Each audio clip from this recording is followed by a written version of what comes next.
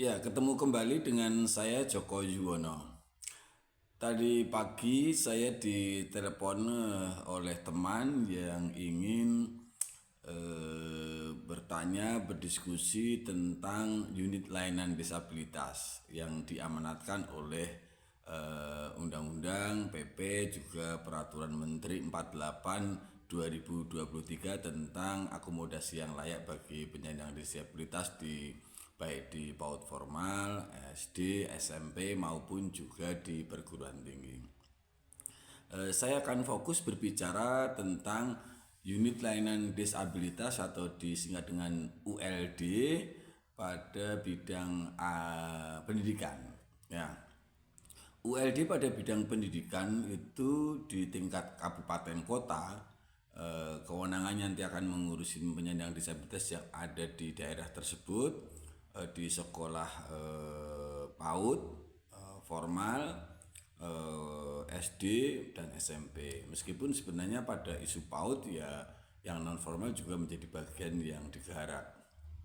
Nah, kalau berbicara ULD bidang pendidikan, yang diamanatkan itu ULD sebagai penguatan fungsi, artinya tidak membuat unit pelaksana teknis baru. Dia melekat pada fungsi di bidang PAUD, bidang SD maupun SMP. Nah, lalu di sana diamanatkan agar ada unit layanan disabilitas yang mengelolanya, yang melakukan pengorganisasian kegiatan, di mana ULD ini sebenarnya bertujuan untuk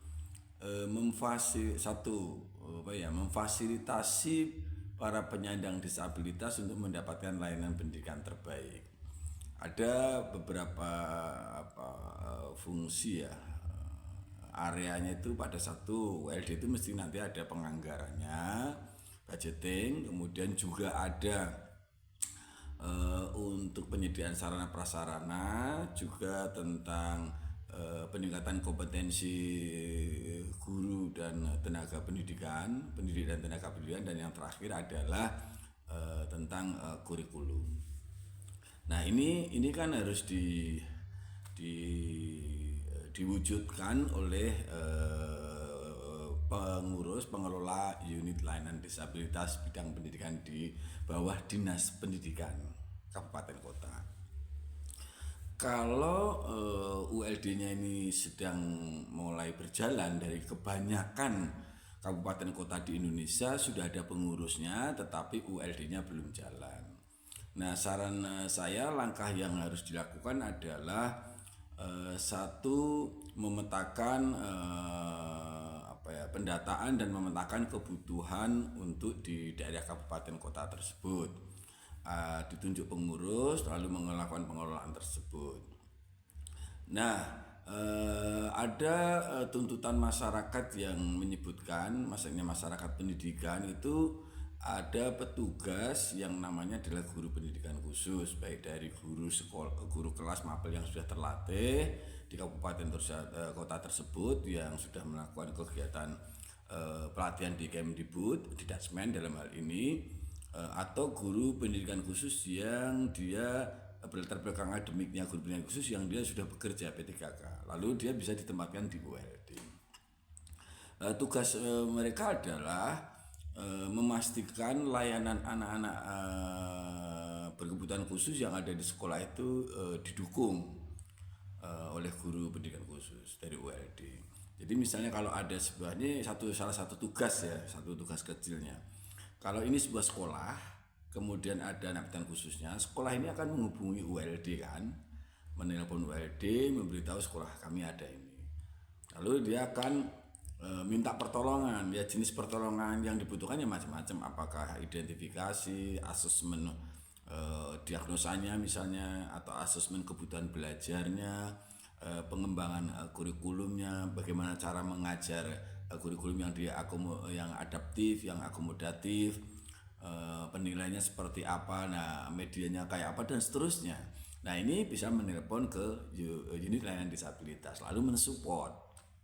Mereka mestinya sifatnya kolaboratif ya, saling mendukung, si guru pendidikan khusus dari ULD ini akan membantu sekolahan guru ini untuk memberi pemahaman pada guru dan aspek-aspek teknisnya bagaimana secara bertahap, sehingga diharapkan di masa mendatang si guru ini akan bisa mengatasi persoalannya. Ujungnya mestinya ya guru di sekolah umum itu akan mengatakan, udah Pak Joko, sudah saya kayaknya udah ngerti dah Pak Joko, boleh tinggalkan, nanti lain waktu kalau saya ada masalah saya akan menghubungi Bapak kembali.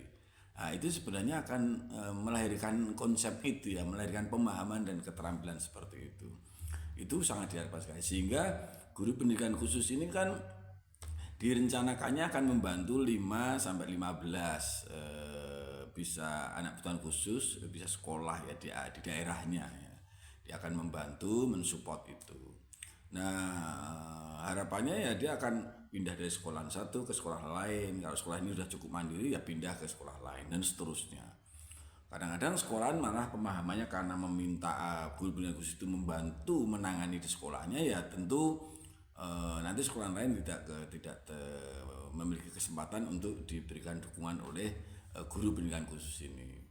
Jadi sistem kerjanya saat ini menurut saya lebih efisien, efektif kalau memang guru pendidikan khusus ini support, kolaboratif, mensupport sekolah berpindah dari sekolah ke sekolah lain, sambil jalan meningkatkan kapasitas guru mapel maupun guru kelas, sehingga dia nanti tahu bagaimana membantu anak ini dalam setting kelas.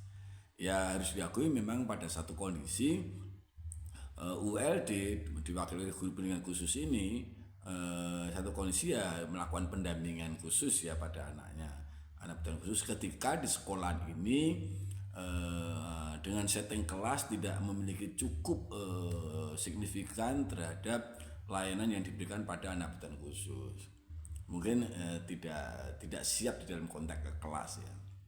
Oleh karena itu guru pendidikan khusus sangat mungkin untuk memberikan layanan individual, menangani secara individual pada satu waktu.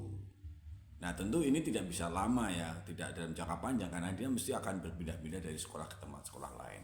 Berbeda kalau ULD yang sudah ada yang sifatnya unit tersendiri ya, dia ada membuka layanan terapi, layanan pembelajaran individual untuk meningkatkan kemampuan anak.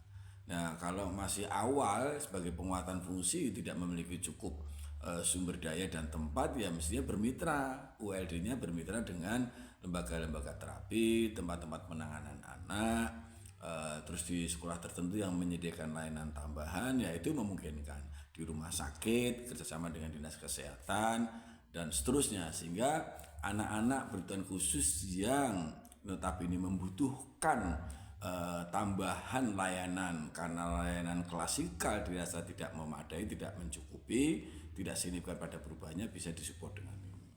Nah di masa mendatang harapannya guru pendidikan khusus ini terus mendukung sekolah-sekolah inklusif, sekolah-sekolah umum yang menerima anak pendidikan khusus, lalu si guru ini sambil jalan diberikan pemahaman dan keterampilan mendasar sehingga ketika menghadapi anak-anak berkebutuhan khusus, guru akan dapat melakukan asesmen sendiri, membuat program sendiri, merancang pembelajaran dan melakukan penilaian. Ya sesekali minta pertolongan guru pendidikan khusus. Ya harapannya di masa mendatang cukup didatangi, konsultasi, kolaboratif, dan guru umum akan mengatakan, cukup Pak Joko, sudah tahu saya, nanti kalau saya ada persoalan saya akan calling Pak Joko lagi, dan terus seterusnya.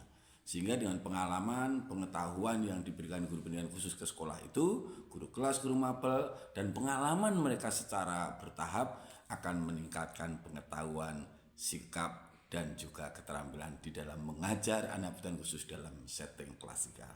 Mudah-mudahan cara ini terus-menerus melahirkan guru-guru yang inklusif, menciptakan lingkungan yang mendukung semua anak, termasuk anak-anak berkebutuhan khusus.